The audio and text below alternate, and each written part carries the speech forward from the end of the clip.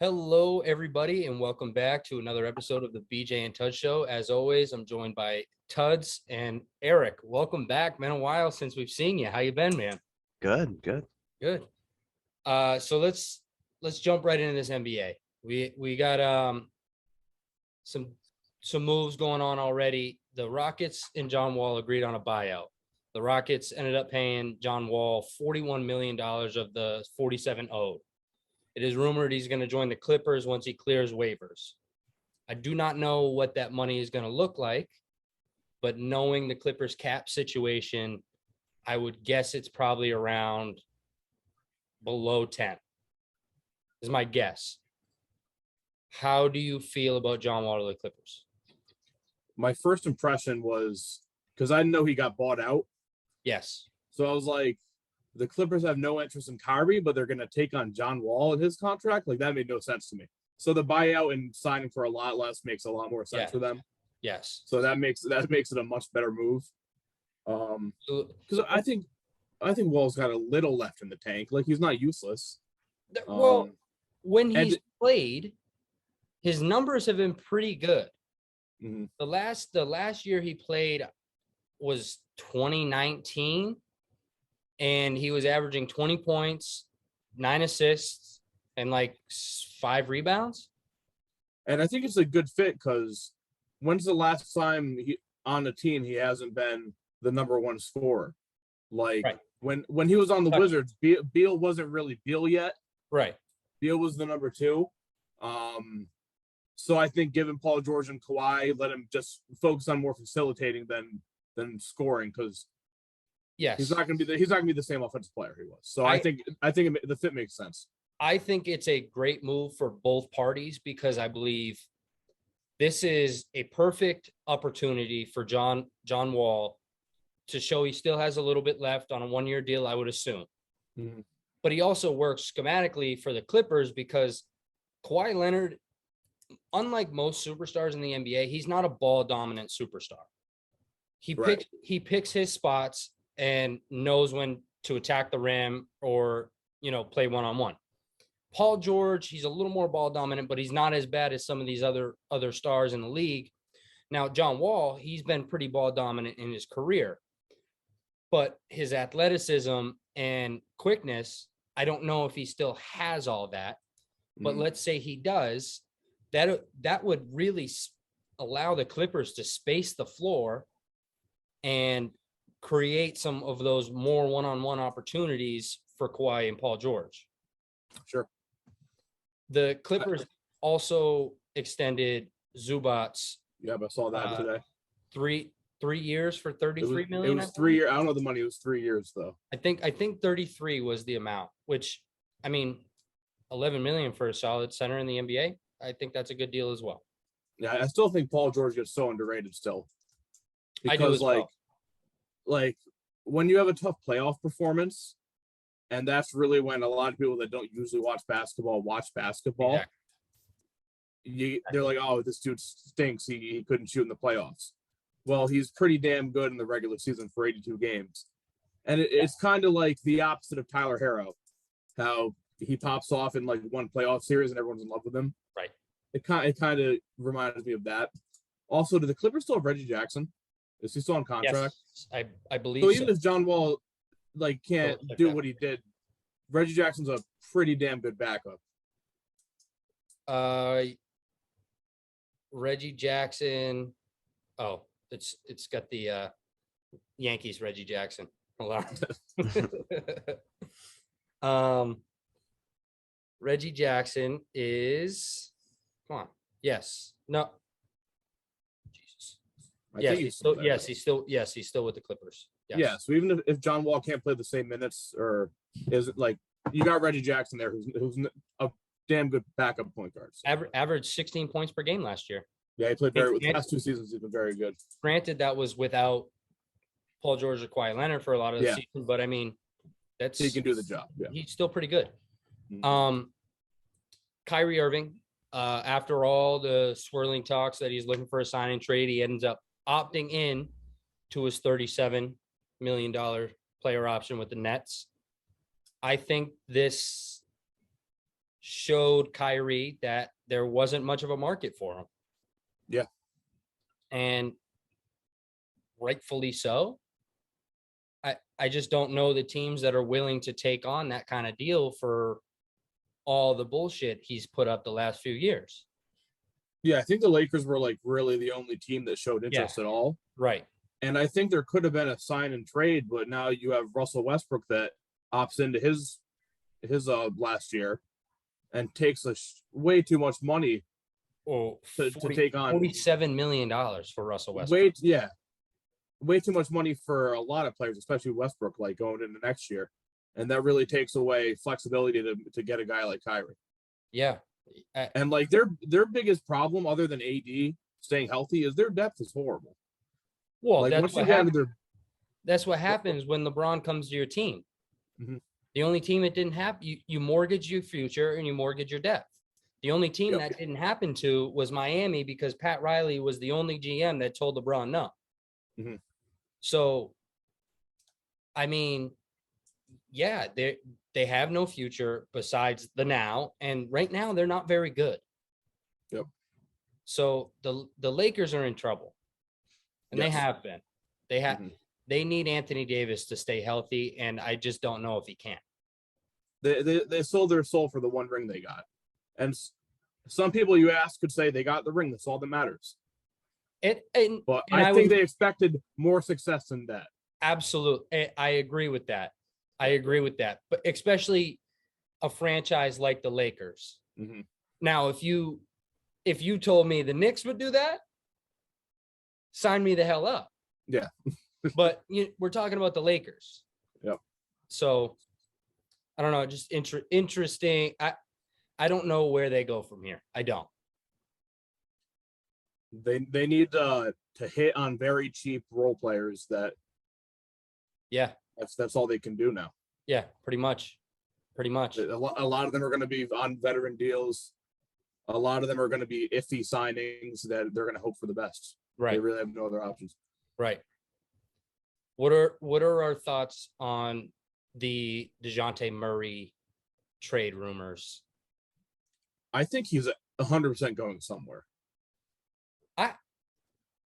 I do too, but it makes no sense to me.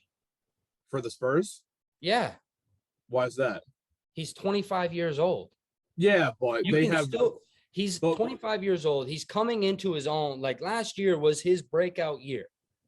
But if they have no plans for the next 4 or 5 years that they think they're going to be successful at all, then why waste his prime when they can get 3-4 first-round picks out of it? Like, what other young player on their team do they have that is going to be able to pair with DeJounte to be successful? I mean, no, it's a fair. Keldon Johnson. Keldon Johnson's like the only one. Yeah, and I think Keldon Johnson's very underrated. But is DeJounte and Keldon Johnson gonna get above an 8 seed, 9 seed? Probably not. No. So you take the 4 first rounders, and you completely rebuild. Yeah. Now the Hawks seem like they're the team linked to him most. Mm-hmm. At the beginning of it, I heard it was a package centered around John Collins, which, okay, I get that more. But then recently, the latest I saw, it was Gallinari and 3 first rounders. And I'm like, well, don't you think you can get more for DeJounte Murray than just Danilo Gallinari and 3 picks? I agree. Gallinari's so Spurs, though. He screams Spurs. He is. But I agree that the Spurs should be getting more. If I'm Boston, I'm going all in for DeJounte Murray. Marcus Smart and 3 first round picks. Yep. Absolutely. DeJounte, Jalen, and Tatum all around 25 to run the East for the next 3 years. Yes, I'm going absolutely all in. Absolutely. On DeJounte. And the thing to the Hawks, it just doesn't make that much sense to me. Because not really. You have Trae Young, who a lot of people view as a budding superstar at the point guard position. Yeah, I think the reason for that is you pair DeJounte and it covers up some of the defensive problems you get in the backcourt. Because, Trae Young's a liability on defense. Oh, absolutely. You put DeJounte at the 2, it evens out the defense a little bit. Absolutely. So that's why I think they would want that. The thing is, I just wouldn't. If I'm trading for DeJounte Murray, I don't want to take the basketball out of his hands. Right. Which is essential because if you're the Hawks as well, you don't want to take the basketball out of Trae Young's hands either. Mm-hmm. So I don't know. It just I would be interested if he does get dealt to the Hawks. I would be interested to see how that all worked. Sure. Jumping to James Harden, he has a player option. He can opt in for $42.5 million with the Sixers. I think he would be stupid not to. I 100% agree. However, after that whole playoff thing and the end of the season with him and Joel Embiid, I mean, Embiid straight up said he's not the guy we thought we were getting. Mm-hmm. That's true. So does he opt in and you try to trade him, or how does this work? I just don't see unless they can figure it out. I think I think he's definitely gonna opt in. Yes. The way his season went last year, you take the $42 million for another year. Oh, absolutely. And I think Philly makes one more move and they add one more starting piece. So and you tell Joel Embiid to shut up. But how do you do that? He is your franchise. Yeah. But yeah, Embiid has said things multiple times to his teammates that he just shouldn't be saying. And I will agree with that. He does have a big mouth. If you're the face of your team, you can't be calling out players like that. Sure. Like you have bigger problems than James Harden being on your team. Oh, absolutely. Absolutely. But Philly was our pre-playoff pick to win it all. I don't know if you remember that. Yeah, I do. I still think Philly is really good. Yeah, they are. But you need a little more out of James Harden, and if they can fill out that bench a little bit, yeah, I wouldn't want to play Philly in the playoffs next year. But again, anything can happen. Yeah, I feel like Tobias Harris isn't going to be on the team next year. I don't know why, but I feel like he's. I don't think Matisse will either. Matisse, yeah, I can see Matisse and Tobias being packaged for some more depth pieces. Well, if they're going to make another move, they have to do it via trade because they don't have the cap space either. Yeah, they would be trade. They're paying Tobias a boatload. Tobias is making a lot of money. And they're paying James Harden a boatload, and they're paying Joel Embiid a boatload. Mm-hmm. So, yeah, they're pretty cap strapped as well. So just some free agents. Bradley Beal opted out of his player option. Rumor is he's going to re-sign for the max deal with the Wizards. I mean, Beal has said before that he feels he at least needs to give himself a chance to win. Mm-hmm. That's not in Washington. Yeah. Now, if it's a sign and trade type deal to make it work with somebody who can't just straight up sign Bradley Beal, I think that's the way it's going to have to be. Who are some contenders you think could go and get Bradley Beal via sign and trade? Well, doesn't even have to be I think he's going to stay on the Wizards next year. I do as well, but I don't think he's going to go anywhere. I heard Boston, but I don't think that'd make a bunch of sense to me. Yeah. Go get a point. If you're Boston, get a point guard. You have enough wings. Go get a point guard. Agreed. I mean, Philly would be nice, but I don't think they're going to be able to afford that. Right. If you go, Dallas, maybe. I was just going to say Dallas. Dallas would be my dark horse team. Dallas, he would be a perfect fit in Dallas. They could get a package together for a sign and trade for Beal. I think that'd be. Does Dallas have the pieces to get that done though? Probably not. I don't think so. But some of these sign and trade deals are really weird. Yeah. Because it's pretty much to the Wizards at this point. It's all right. If we don't sign and trade Bradley Beal, we're just going to lose him outright. Mm-hmm. So, I mean, I don't know. But the only reason I know Boston's linked is because Brad Beal and Jason Tatum are like best friends. Yeah. Both being from St. Louis. But anyways, I think he ends up staying in Washington as well. Yeah, I do too. What about Zach LaVine? Zach LaVine, I think he's staying in Chicago. I think he's made it evident he wants to stay in Chicago. They got a really nice thing going with their starting lineup. I like their starting lineup a lot. I think if they add Rudy Gobert, then they're going to be a top 4 team in the East right away. They just need a little more depth off the bench because, when Lonzo comes back, I was just going to say DeRozan, Patrick Williams, right? Yes. And Gobert, that starting 5 is dangerous. Yeah. Yeah. Chicago has a real chance to be a legit player in the Eastern Conference. Yeah. With what they have. And if they can get LaVine back, that would be huge. Not only offensively, obviously LaVine's a great offensive player, but he's also pretty good on the defensive end too. Yeah. And the Bulls did underperform last year with the talent they had, but Lonzo missed a lot, and Lonzo's been getting a lot better every year. Yes. And a point guard of his caliber for that offense is going to make a big difference. Lonzo doesn't get talked about enough because he was the pick before Jason Tatum and stuff like that. But Lonzo has been on a slight upward trajectory every year of his career. Mm-hmm. And I don't expect anything different this upcoming year. Especially with the pieces around him. It's only going to help him. And also, you have the offense in LaVine and DeRozan. You have Ball, who's a facilitator, whose 3-point percentage goes up every year as well. Right. You replace an offensive center for a defensive center. I think that's the move that brings them to the next level. I agree. You don't need your center to score if you're the Bulls. No. Especially when he's not playing defense. Rudy Gobert is probably a perfect fit for them right now. I agree. Absolutely. 100%. So a restricted free agent, but DeAndre Ayton. I've seen some different rumors swirling about teams interested or teams he's interested in.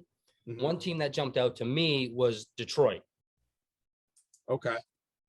Now, if you're the Pistons, do you overpay DeAndre Ayton? No. You don't? No. The only reason I'll say I think they should, because the Suns are going to have to come back and match the offer sheet. I think the Suns are out of the question. Okay. So anyways, you have Cade Cunningham, Jaden Ivey, and you add DeAndre Ayton for a 4-year deal. You're letting those other younger players grow around DeAndre Ayton as well, but you're not centered around DeAndre Ayton. They're all pretty much playing together. And I think that could be dangerous. Here's why I'll disagree. I think in 3 years, Jaden Ivey and Cade Cunningham are going to be rising stars. And they just drafted they got Jalen Durant in the draft from the Knicks. From the Knicks. From the Hornets. Hornets to the Knicks to Detroit. Yeah. But I think if Durant works out and he becomes a very good center, then you have Jaden Ivey, Cade Cunningham, and Durant all on rookie deals. And if they're bringing the Pistons to a 6-5 seed, they have so much money with those guys on their rookie contracts to sign a big free agent at like the 3 or the 4. Yeah. And then you have Ivy at the 1, Cade at the 2, Durant at the 5. You sign a big free agent at the 3, and then you're a top Eastern Conference team. Sure. If you have Ayton's contract and you're either bringing Durant off the bench or playing him at the 4, and Durant pans out, then you have 2 good bigs and not enough money to spend on another wing. Okay. So I think let Durant, Cunningham, and Ivy play for the next 2-3 years and prove that they can play. And then you have money to spend on free agents to really elevate the team. Sure. And then that route also will give the Pistons, I mean, let's say they do go get Ayton and then they're kind of in that NBA purgatory area that I've said. Yeah. Like the Knicks are, they're not going to have that high lottery pick where this year, I mean, it could be a developmental year for all 3 of them. Now they have another. I think they'll pick. still have a lottery pick at the end of this year. Yeah, absolutely. But they're not going to be a bottom 5 team. I don't think. Okay. I think they're going to be decent enough to win some games. Okay. But I would love to see Ayton on the Mavericks. They really need a center. Yeah. Well, yeah. Like they've had Dwight Powell for the past 5 years, who's not bad. But, Maxi Kleba. And Maxi Kleba off the bench. They've had those two for the past 4 years, and they're average. Yeah. Yeah. Pretty much. They can both shoot, which they like. They like big guys who can shoot, but yes, they need a true center who's. I agree with that. I also think Ayton and Atlanta would be really fun. You have to move Capella if you're at. You would have to move Clint, but we've seen what Trae Young can do in the pick and roll lob game. Oh yeah, absolutely. And I think Ayton and Trae Young would be a nasty combination in that. Yeah, definitely. All right, now let's jump to the man of the hour for the Knicks. No. So it is reported that the Knicks are likely to get Jalen Brunson for 4 years, $100 million. That's so once much. Free agency opens. That's so much money. Now, before I put this all together, I was like, I kind of love the Knicks draft. And then once you said they cleared all that cap space for Jalen Brunson, I was like, I no longer love the Knicks draft. Mm-hmm. I have no disrespect or anything towards Jalen Brunson. He's good. He's a good player. He's good. Yeah. But if he is our second best player for $100 million, what are we doing? Like 3 year 60 mil, making 20 over 3. I won't get mad at that. No. 4 for I heard over 100. 4 for over 100. Like if it gets up to 110, like dude. Yeah. We're not going to be doing anything the next 5 years. The thing is, we were naive to think this wouldn't be happening when we went out and signed his father on the coaching staff.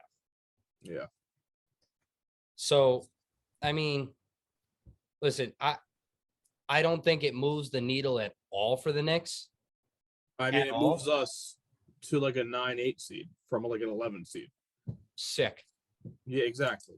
So instead of the 11th pick in the lottery, we're 14th. And then we're going to be right around the cap. We're going to have no room to spend on anyone. We're going to be extremely average. Below average. I don't even know if we're going to meet average standards. Yeah. I mean, what's our plan with Mitch? Is Mitch coming back? I don't think we've heard about that. Mitchell Robinson? Yeah. I would like Mitchell Robinson back. I would too. I think he's the most overrated center in the NBA. So I can't say that about any other player in the Knicks being the most underrated player in the league, but I do think Mitchell Robinson is the most underrated center in the NBA. I mean, I don't think that's crazy. I mean, I think Rob Williams might be. I don't think he's underrated. You don't think? I think Rob Williams is pretty damn good and doesn't get enough credit for it. I think he's good. I don't think Rob Williams is underrated though. I think people know what he does. If we don't bring back Mitchell Robinson and we stick with Nerlens Noel, I'm going to be pretty upset about that. I'm pretty sure Noel's going to be gone. I've heard a lot of rumors about teams being interested in him, and we're not going to resign him. Well, so we'll have Taj Gibson. We'll have Taj Gibson as a backup center. Listen, Taj, as long as Thibodeau is the coach, we will have Taj Gibson. Yes. Okay? He plays with heart. What more can you ask for? That's a Tibbs guy. I'd rather have a 40-whatever-year-old Taj Gibson than Nerlens Noel anyway. I don't know if I'm going to go that far. Yeah. And another thing the Knicks need to think about is Derrick Rose. He's scheduled to make $15 million, but I think he's another Tibbs guy. Yeah, I mean, he does a great job at his role being the backup point guard, so I can't see him moving. Mm-hmm. He's going to be part of the team no matter what. I mean, yeah, like you said, he's a Tibbs guy. Him and Taj are going to be there. Yeah, right. We've seen this for 10 years with the Bulls. Both of them on the Timberwolves with him. I was just going to say the Timberwolves. Yeah. So, anyways, enough NBA. Jumping into baseball? Yep. All right, let's do it. Do we want to jump to the game first? Well, they're both games. We got 2 games. Do it. Who wants to go first? We'll do Eric's game first for us. Okay. All right. Eric, you want to explain the game? All right. Yeah. So I have some multiple choice here for you guys. I'm going to ask questions like which player has like most home runs, highest batting average, most RBIs, most Ks. Give you 3 options, and then you tell me who the highest is in that stat. All right. All right. And So this is all this year to this point, right? This year, yeah, before Okay. tonight. So if Right. someone hit like a home run tonight, it doesn't count. All righty. All right. Who has the highest batting average? A. Whit Merrifield, B. Jake Cronenworth, or C. Ketel Marte? Ooh, that's a tough one. That is a tough one. Okay. I'm just writing the letter down. Okay. Yeah. Say them again, Eric. A. Whit Merrifield, B. Jake Cronenworth, C. Ketel Marte. Okay. I got my answer. Let's see Yeah, it. B. I went B. It is C. Ketel Marte. Damn, I knew it was gonna be. I knew it wasn't Whit.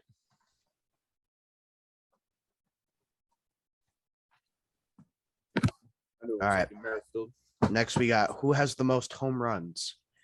A. Austin Riley, B. CJ Crone, or C. Jock Peterson. That's a tough one too. And I hate that I think you put CJ Crone to throw us off. I think so too. But then I think it'd be too obvious for him to put CJ Crone. I know, but that's what makes me want to put CJ Crow. Mind games. Okay, I got mine. All right, me too. I All right, went let's C. see it. I went A. It is A. Austin Riley. Let's go. I'm just gonna say my letter because this camera's not picking it up. All right, that's fine. I'll just do the same then. Okay. I'll keep track of score. All right. Who has the most RBIs? A. Mike Trout, B. Freddie Freeman, or C. Bryce Harper? Okay, I got mine. I got mine. A. All right. C. It is C. Bryce Harper. Let's go, baby. Is it 2-0? 2-0. Yeah. Of 4, I believe. Yeah, and we got 15 here. Okay. Who has the most saves? A. Raciel Iglesias, B. Ryan Presley, C. Clay Holmes. Ooh. I got mine. Okay. I go B. I got B too. It is B. You know, If Holmes was the closer all year, he'd have that. for Yeah. sure. yeah. You know, Clay Holmes has the most appearances this year of any reliever. Pitcher? No, I didn't know that. I Doesn't didn't know shock that me at either. all, though. Yeah. Michael King's probably top 5 or around there. Probably. All right. Who has the most hits? A. Dansby Swanson, B. Aaron Judge, C. Andrew Benintendi.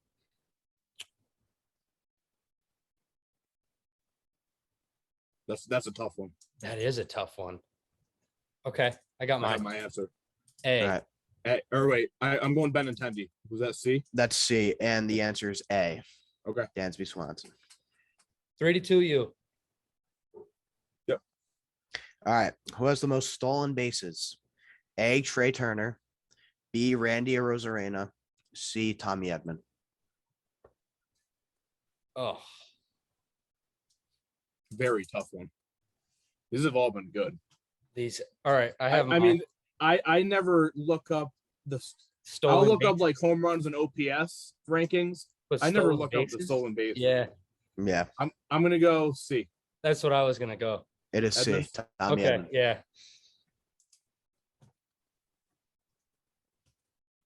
All right. Who has the best ERA? A. Corey Kluber, B. Nick Pavetta, C. Merrill Kelly. Is Merrill Kelly Diamondbacks? I was. Yeah. Okay. Where's Kluber? Rays. Tampa. Okay. Okay. All right. I'm gonna go C. I'm going B. It's B. Nick Pavetta. Fuck. Nick Pavetta's last month has been insane. Yeah. Okay. That's the only See, reason. the last I heard of Nick Pavetta, he like gave up 6 runs in the first inning. And I was like, His first month wasn't good. Since then, he's been like really good. Do you have their ERAs written down there? No, I don't. Okay. Oh, okay. It's fine. Are we 7 or 8? This should be 8 or 9. 2, 3, 4, 5, 6, 8. Okay. And what is it? You have 3? Yes, it's 5-3 you. 5-3. Yeah. All right. Who has the most strikeouts? A. Jamison Tyone. B. Jordan Montgomery. C. Ian Anderson. Okay, I have mine. Okay, I'm going A. I'm going B. It is C. Fuck, I knew it wasn't Tyone. Tyone pitches to a lot of contact. I'm pretty sure Montgomery had one more strikeout than Tyone. Okay, That's how I felt about Montgomery. Or Yeah, it was they both reverse. do. One of them. I just knew Anderson wasn't having a great year. That's why I didn't go with him. Mhm. Yeah. Montgomery just has that big curve that gets a lot of Yeah. strikeouts. Yeah, Tyone just throws a lot of strikes. right. All right. All right. Who has the best batting average? A. Bo Bichette. B. Matt Olson. Or C. Nicholas Castellanos. You said batting average? Batting average. Okay. I'm gonna go A. I'm going B. It is A. Bo Bichette. Really? Mm-hmm. Interesting. All right, 5-4. 5-4. What is it? Is this 10? We got 5 left. Is that what it is? We have 6 left, I believe. Oh, okay, cool. All right. This is a weird one. Who has the most home runs? This is before tonight. A. Marwin Gonzalez. B. Joe Adele. Or C. Ramil Tapia. C. I'm going C as well. It is C. Okay, yeah. Did Marwin just time tonight? Yeah, Marwin hit one tonight, right? Yeah. Yeah, I don't. Adele, he might have one. I don't even know. Or two. Yeah, I think he has 1 or 2. I think Marwin Marwin him had at 2, and two. then I think And then Adele Tommy's had like 2. 3. Happy had 3, yeah. yeah, that's what I thought. All right, 6-5, Tuds. Yep. All right. Who has the most strikeouts? Ross Stripling, Johnny Cueto, or Jesus Luzardo?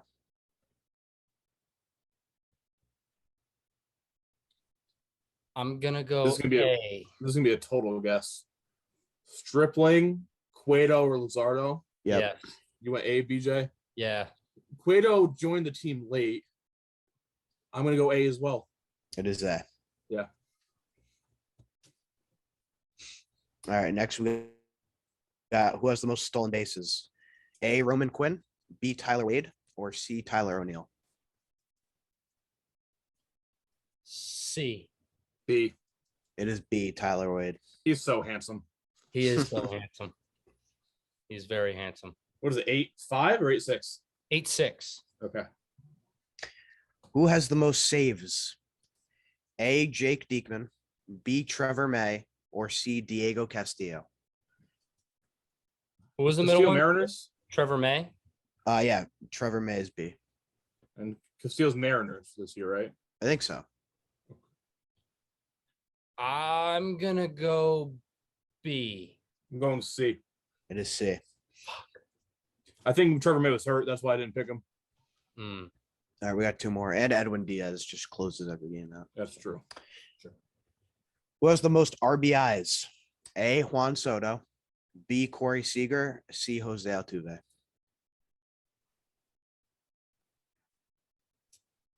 A. No, A. I'll stick with A. I'm gonna go B. It is B. Let's Fuck. go.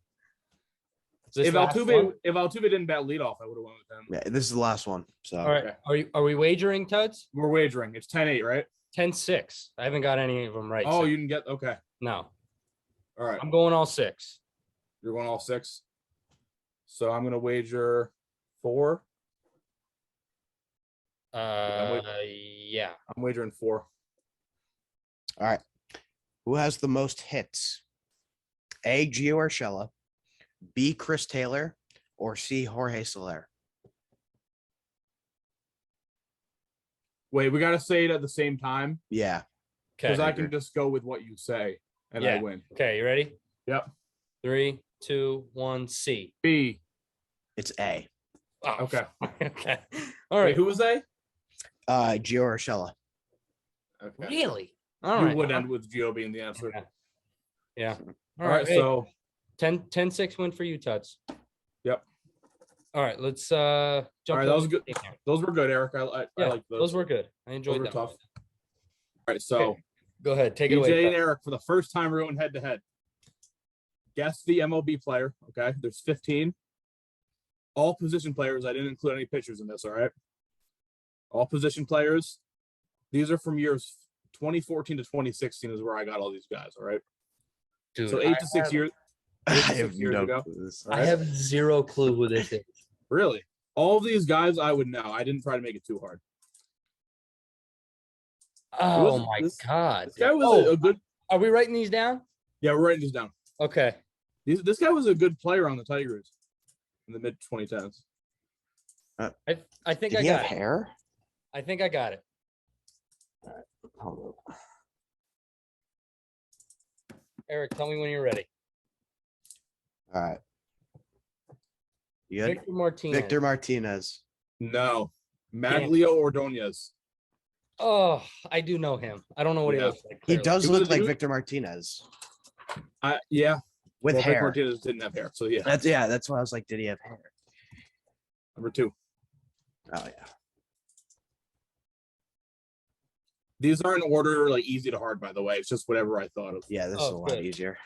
This one's easy. Oh, do you have yours, Eric? Yeah, I got it. Sinshu Chu. Sensu Chu. Okay, 1-1. Oh yeah.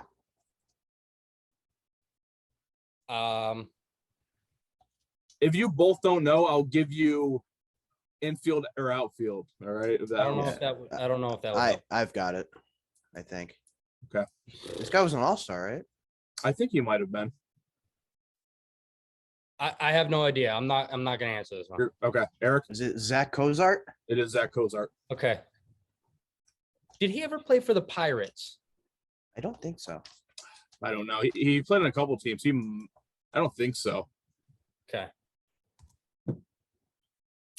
Oh, That face looks so familiar. He's a distinct face. Utility player. He played a lot of positions. I think that threw off my guess, but I'm still gonna go with it anyways. Well, some years he played one position. Other teams he played like around. Okay. I have a guess. Okay, Eric. I have nothing. You're not gonna guess. No, Is it Carlos Gonzalez? no, it's not Carlos. It's Ian Desmond. Oh, I thought you guys would get Ian Desmond. No. He was good. I'm only good at this with NBA players in like the late 90s and 2000s. Yeah. Now he looks familiar. Yes, he does.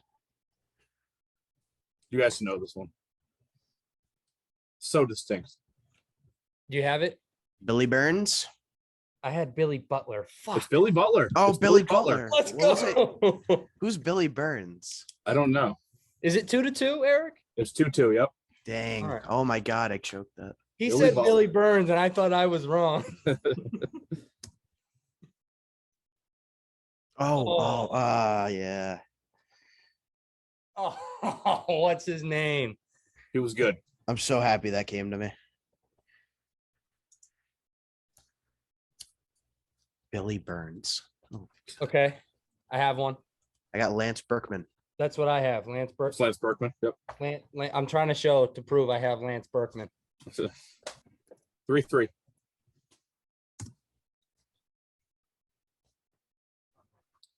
You put a Baltimore Oriole on here? There's 2 Baltimore Orioles on here. Great. I think this one's tough because Can, he looks can we like such an average white guy. can we get an infield outfield on this one? I know who it is. I know who it is. Okay, so you get nothing. All right, I have something down. I think I know who it is. If I may have screwed you, Eric. I'm Yeah. sorry. All right, it's fine. Is it JJ Hardy? Matt Wieters. Oh, it is Matt Wieters. It's not Matt Wieters? Mark Trumbo. Oh. He might have led the league in home runs one year, if I'm not mistaken. Hey, good for him. Easy. Oh, God. No, Is it's that not. easy? Yes. I have Oh. zero clue who this is. Really? I thought this was the easiest one, to be honest. What? I have Infield. zero clue. Middle Infield? infield. Middle infield. Middle infield. That's Yep. not what I was gonna put. Dude, I can't even think of an Atlanta Brave. I don't think so. I'll put it though. I have no idea. Eric, this one's all you. Is it Dan Ugla? Yep. Oh, if you put him in a Marlins jersey. Yeah. Yeah. I didn't know he played for the Braves. Really? I remember more from the Braves. I remember way more from the Marlins. Yeah. Okay. All right, so 4-3. Kind of looks like Ian Desmond. A little bit. You need outfield, infield, or no? No, I got it.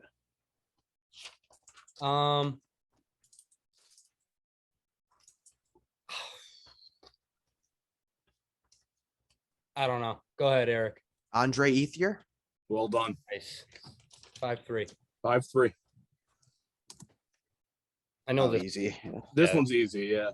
This is the easiest one. Yeah. I knew it'd be one of the easier ones. Howie Kendrick? Yeah. I really thought Dan Ugla was going to be a gimme. 6-4. Telling you, put him in a Marlins jersey. Mhm. Now I know who this is, but I don't know if I can give you his name. This is tougher. Distinct face. Wasn't like that good. You want to do a position on this, BJ? He played first base. He played first base. I don't know his name, but I know he played first base. Okay. Can I get half a point? Oh, what is his name? I'll give you one more hint. He played for the Yankees. Played for the Yankees? Yep. That's definitely why I know his face. Yeah. What the hell? He played first for the Yankees for like 1 year when we were bad. The year we missed the playoffs? Like 2014, I think. 2013, around there. Oh, man, this is going to piss me off when you say his name. Yeah, You guys know the name. I'm not going to I'm be able not to- either. Yeah. Lyle Overbay. I would have never guessed that. No, I know the name. Yeah. Now, this guy has so much swag and I love it. Oh, wait, Oh, no, so- that's not who I So much. Oh, not him. This dude was a swaggy player. This guy was just there to run. Fuck, what was his name? Yes and no. Was he an outfielder? He's a center Yep. fielder. Yeah, Yep. outfielder. Three Oh, more after this, no. by the way. Oh my god. I Center know fielder this. who was on the He was on this World Series team. World Series team. He was their Do starting you have center it? fielder. Do you have it, BJ? Yeah, No. I know this think- dude. I know this dude. I think.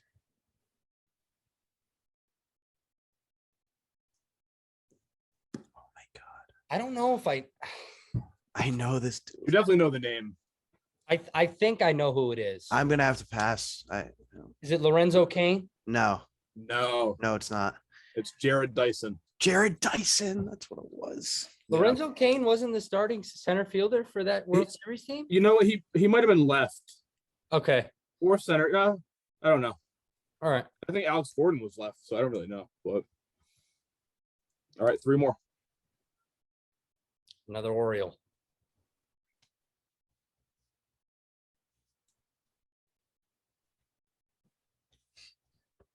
I think I have it. I have it. I said it before. I have Matt Wieters. I have JJ Hardy. That's the same thing. Yeah. It's JJ Hardy. All right. Yeah. That's hilarious. 7-4, correct? It's 6-4, yeah. I have 7 for Eric. I Oh. haven't been keeping score. Sure, 7-4. I could have missed one. Easy. Easy.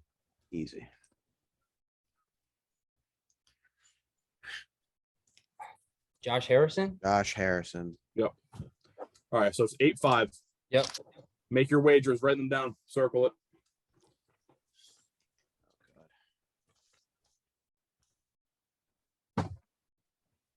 All right.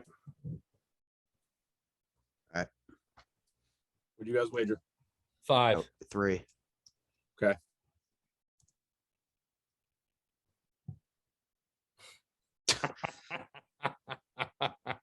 Oh, come on, guys. Every Yankee fan, I got to know this guy just because of the handlebar mustache. I have no clue who this is. Can I get a position? You both want? Yeah. He played short and second. I was going to say, he looks like a middle infielder. Oh, 2014, 15. I might have it. Dude, I he looks like some I think I random have it. dude on the street that I just go, oh, that guy's got a cool stash. But that's a, Yeah. If he didn't have a handlebar mustache, I probably would never recognize him. But I'm not sure if I have it or not. dude, I can't even think of a middle infielder from this Yankees team. Yeah, I went off that. I didn't go off the picture. I have no idea. Oh, I know wait, what I it might be. No, I'm gonna stick with this. Go ahead. Throw out I'm a not name. gonna get it. throw Huh? out a name. Is it Steve? Oh, I thought you said he's not going. No, go ahead. All right, I got Steven Drew. No, I think Steven Drew played second while this guy played short. It's Brendan Ryan. Ah. Hmm. Ring a bell, BJ? Brendan Ryan looks like. Yeah, he had the handlebar. Nice. Interesting. So what did you guys wager?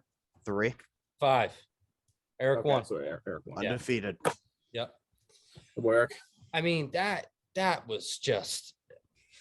Oops. I'm gonna stick to NBA on those ones. Jesus Christ. Hey, you're the NBA guy. Oh my God. Wow.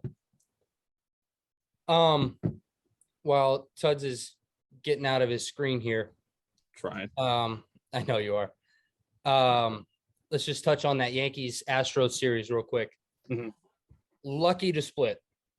Very lucky to split. Yep. I don't want to touch on it too long because we talked about the Yankees a lot last episode, but they're just finding new ways to win. Mhm. And it gives me a little confidence in this team. Whereas if this happened last year, I'd be like, well, the bats are just going to go cold like they always have. But this team, it just feels a little different. Mhm. And I'm excited for the second half of the season here.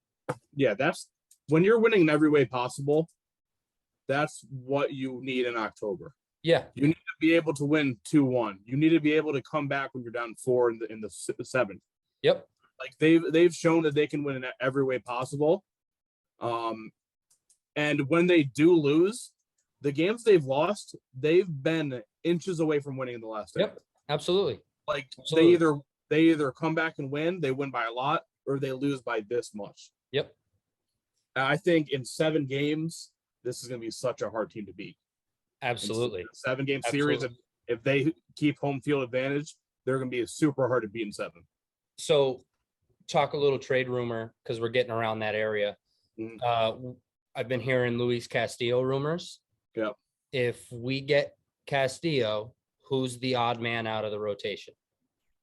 I think Cortez goes to the pen for early relief. I say that because Goes to the he's ball. already Yeah. pitched as many I innings agree. this year as he's pitched in his whole any Yep. season ever. And I think And that's why we're linked to another starting pitcher. Oh, absolutely. Tyone can go. Montgomery. Everyone else is fine to go. I think other than Wandy Peralta, we're not very confident in a lot of lefties. Lucky's been all right. Chapman, who fucking knows? Yeah. So I think having Cortez as that guy, if Montgomery gets shelled in 2 innings, Yeah. putting Cortez to get through Well, 3 to 6, 3 to 7. Even if you do that, you can do a bullpen day with Nestor Cortez. Yeah, that too. Yep. You know what I mean? It just gives you a lot more flexibility. You look at what the Dodgers have done in the past at trade deadlines, they add 2 strengths. Mhm. The starting pitching has been a strength. Yep. Add to it. I don't think that's a problem at all. Yeah.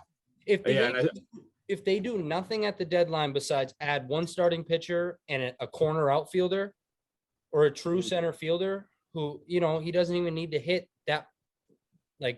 230, but he's a great outfielder. Yeah. Anything is better than Joey Gallo at this point. Mm-hmm. So I would be fine with that. I would be completely okay if we add 2 players, an outfielder and a starting pitcher. I think that's exactly what we're going to do. I think we're going to get Castillo because Cortez hasn't been pitching lately as he has the first half of the season. Yep. And then I think you're right. I think Gallo's not going to be on the postseason roster. And I think we're going to get either a left fielder or a center fielder who can bat lefty. Yep. And I think the 2 options that are very likely are going to be Benintendi. I would love Andrew Benintendi. Rangers don't need him. They're going to be in total rebuild. Royals. Yeah. What did I say? Rangers. Royals are going to need him. Gallo. They're going to be in a total rebuild. Benintendi is going to be the guy to get moved. They just traded Carlos Santana. Yep. Going to be having a career year, batting like 320. Yeah, he's been awesome. Going to be a great lefty bat who hasn't hit a lot of home runs, and I think that short porch can help his swing a lot. The short course would definitely help, yeah. And I think the other option is Ian Happ. We love switch hitters. The Cubs are going to try to trade him. Yeah. Great defensively, could play center. He's a center fielder who we really don't have on the roster. Yeah. I think both of those guys make a lot of sense. Hopefully we get one of them and Castillo, and we're good to go. I absolutely agree. Absolutely agree. And I think that's really all you need to do to add to this. I'd prefer one of those two over a starting. If we were to get one. Yes, I agree. Yeah. I agree with Yeah. I think I would love either. An outfielder is a necessity at this point. Yeah. Corner, someone that can play center and left and can bat lefty like both of them can. Got to get one of those two guys. Yeah. And then, I think Castillo would be a luxury, but I think that's kind of necessary for the way this starting rotation, all the innings they've put in, a lot of these guys or a few of these guys haven't in the last few years. They're throwing a lot of innings. And injuries happen too. If one of the five goes down, which is likely that one of 5 guys is going to get hurt along the way. Absolutely. You throw Castillo right in there. Absolutely. All right, let's jump into some fantasy football talk. There's not much going on in the NFL world really right now. So let's hit on some fantasy football. Andrew, I know you have some would you rathers. Yeah, I got 8 would you rathers. Okay. How I did this is I went on Matthew Berry's top 100 mock draft. Yep. And players that played the same position and were close to each other. Yep. Just match them against each other. Okay. First one is CeeDee Lamb versus Deebo Samuel. I'll take Deebo. I'll take CD. I'm going to take CeeDee Lamb. The only reason I go Deebo is I love the versatility. They're still going to use him in the rushing game. And I know he's probably not going to have, 8 rushing touchdowns again. Right. But the opportunity is still there. Yeah. I think I always go for who's safer. I think CD is going to be safer. Yeah. 49. So I don't think Deebo's going to get as many carries as he did last year. No. Plus, if Trey Lance becomes a starter, he's going to take some carries away too. The dude can run. Jimmy G is going to hand the ball off a shit ton. Yeah, I agree with that. Also, better quarterback, no Amari Cooper. He's getting more touches. Is Dak a better quarterback if Jimmy G's the quarterback? I don't know. I think Dak is better than Jimmy G. Yes.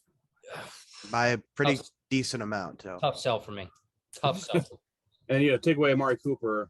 Yeah. CeeDee Lamb's the clear number 1. And number 1 corners. I think CeeDee's going to eat. Now he's getting number 1 corners. Yeah, that's true. Something to think about. Yeah. Is Gallup gone? Gallup's gone too, right? Nope. Gallup signed like a 5-year, right? Yep. They re-signed him. He is coming off an ACL tear, though. Yes. So. Travis Etienne or Antonio Gibson? This is all half PPR. I hate both of them. All half PPR. Can I pick neither? No. Give me ETN, I guess. I don't love either. This one's easy for me. Give me ETN all day. I'd go ETN. The only reason I take ETN, I know James Robinson's hurt, and I think ETN still. What did he rupture his Achilles? Achilles, I think. Yeah. That does kind of concern me.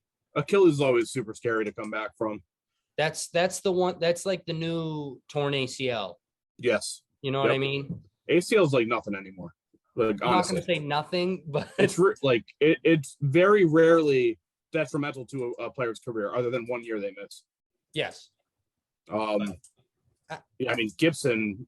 They just drafted Brian Robinson. Yeah, yes. They re-signed McKissick. J.D. McKissick. That's their offense is going to be putrid. Mm-hmm. I think the Jags will have better. Doug Peterson loves running backs by committee, so even if James Robinson is the starter, Etienne's going to get his touches. He's going to get a series.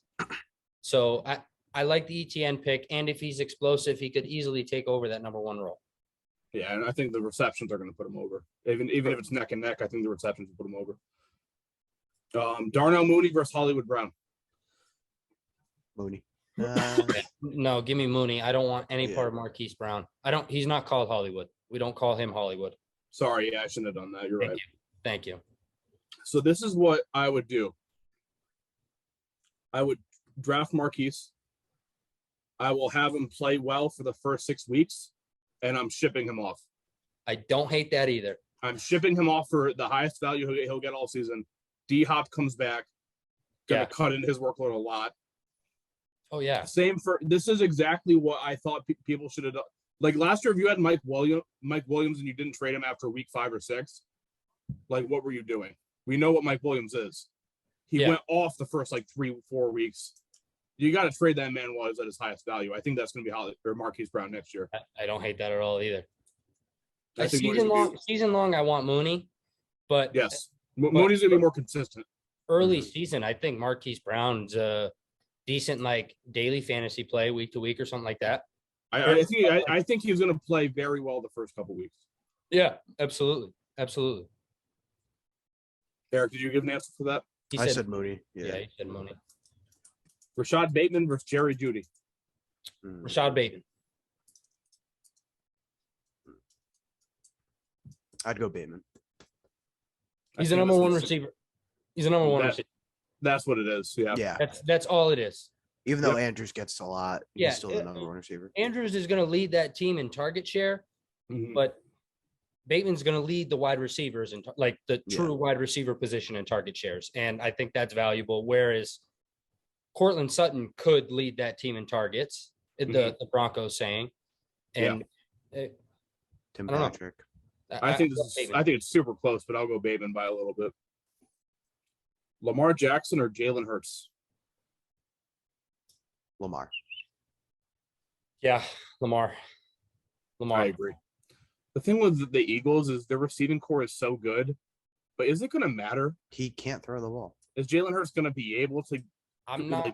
I think Jalen Hurts has proved he's a solid quarterback. He's solid. Yeah. But Lamar's rushing ability is, because that's the thing with these two, is way more dynamic than Jalen Hurts. Yeah. Where Lamar can rip off an 80-yard read option touchdown. I don't know if Jalen Hurts can. I think Hurts can get a first down with his legs, but I don't think he can rip one off. And as good as Devontae Smith was last year, compatible. Him and Devontae Smith really couldn't connect for a lot. Yeah. They really couldn't find a rhythm with each other. That connection will be a lot better this year. Because with AJ Brown there, is it going to be? I think I'm just talking solely when Hurts throws to Smith. Okay. I think it'll be better because now Smith's going to be able to beat the number 2 corner. That's fair. So I don't think their connection could get much worse from last year. I think that's fair. They missed a lot. They underperformed a lot as a duo, I think, last year. Absolutely. Dalton Schultz or TJ Hawkinson? I still got to go Hawkinson. Yeah, I think I'm going to go Hawkinson.